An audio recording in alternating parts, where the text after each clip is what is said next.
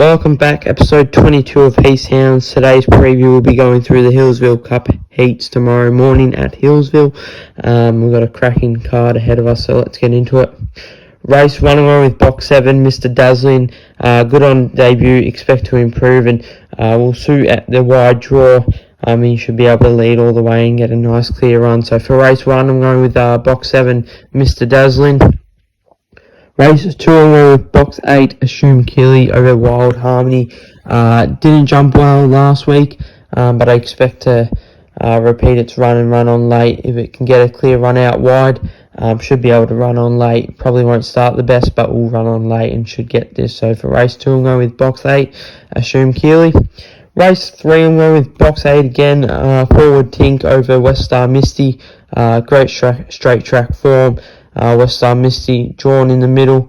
Will need to do everything right to win this, but I think with Forward Tink, his form over the straight track, he should prove too good here and improve on last week's run. So for race 3, I'm going with box 8, Forward Tink. Race 4, it's tough to go past the Tonk.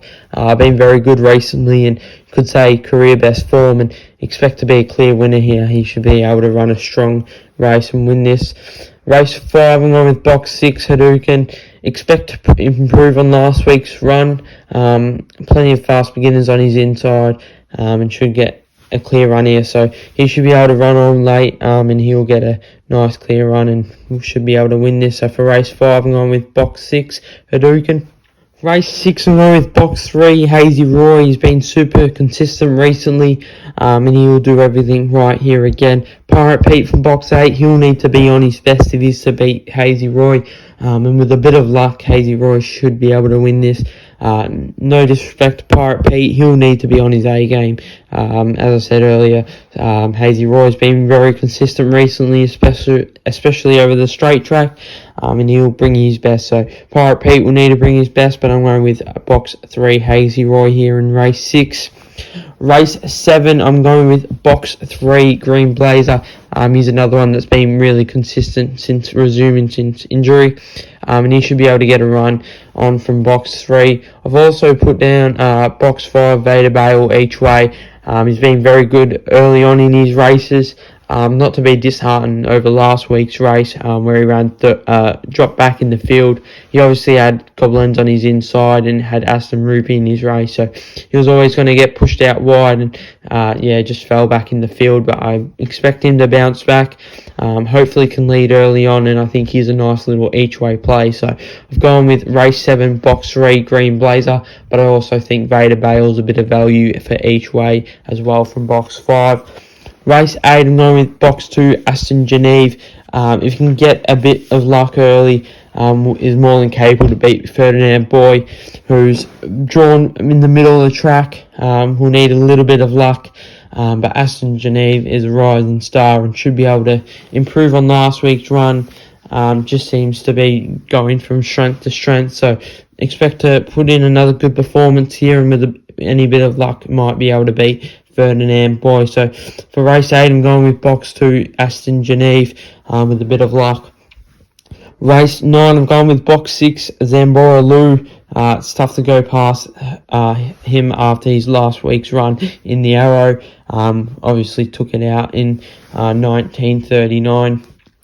Just beating Ferdinand Boy, but I expect him to bounce back and repeat that run again. So he should be able to take this one out. I'm going with race 9, box 6, Zambora Lou. Now on to race 10, I'm going with box 2, Charlie Shah. Can only improve and will suit the 350.